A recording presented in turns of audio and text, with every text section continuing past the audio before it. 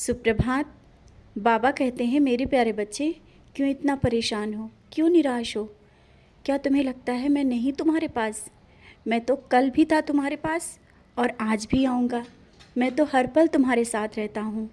कल जब तुम निराशा से बहुत ही निराश होकर के जब बैठे हुए थे, एक स्पर्श भरा हाथ अपने सर पर तुमने महसूस किया होगा। वो साक्षात रूप में भी हो सकता है और सूक्ष्म रूप से भी, किसी रूप में भी हो सकता है। मैं तुम्हारे पास आया था, बहुत ही करीब आया था। और ये इसलिए मैंने किया ना, क्योंकि मैं जब देखता हूँ तुम चारों ओर से निराश होकर के जब चुपचाप बैठ जाते हो ना, तो इस तरह से मैं बैठा हुआ नहीं देख पाता हूँ। बच्चे, मैं हूँ ना। तुम्हारी जो परेशानियाँ हैं, चिंता है और भविष्य को लेकर जो परेशान हो, भविष्य मैंने देखा है और मैं सवार रहा हूँ। भले ही तुम्हें अंधकार चारों ओर से लग रहा है कि कुछ भी नहीं है जीवन में, लेकिन मैं हूँ ना तुम्हारे जीवन में। तो अंधकार कैसे हो सकता है? कैसे सोच लिया कि तुम्हारे जीवन में अंधकार है, परेशानियाँ हैं, जीवन में अब कुछ भी नहीं है? ऐसा कैसे हो सकता है?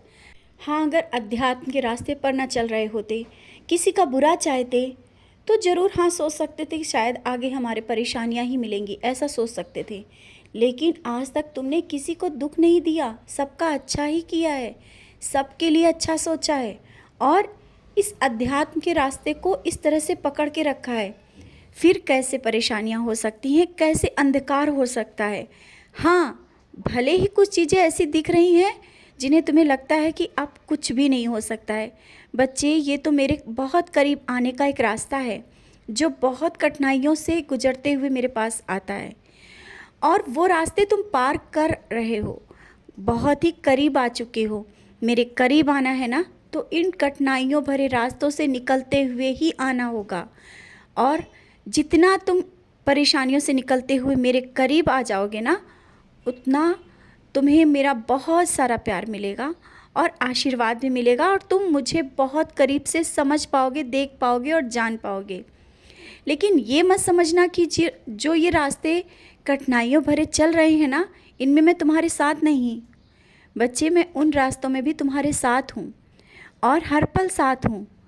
जब तुम उन रास्तों से गुजरते हुए मेरे पास आते हो ना, तुम्हारे हर एक कांटे, हर एक कंकड़ रास्ते के हटाता रहता हूँ। रास्ते तुम्हें पार करने हैं, कंकड़ मुझे हटाने हैं, कांटे मुझे हटाने हैं।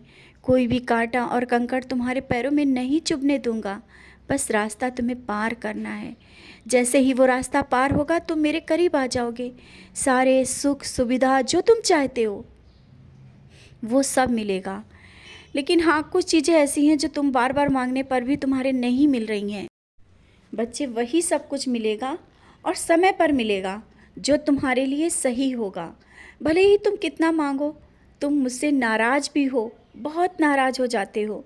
तुम्हारी नाराज़गी वाजिब है और मैं तुम्हारी नाराज़गी देखता भी हूँ, लेकिन मैं उसके पीछे का जो प्यार देखता हूँ, वो शायद कोई नहीं देख पाता।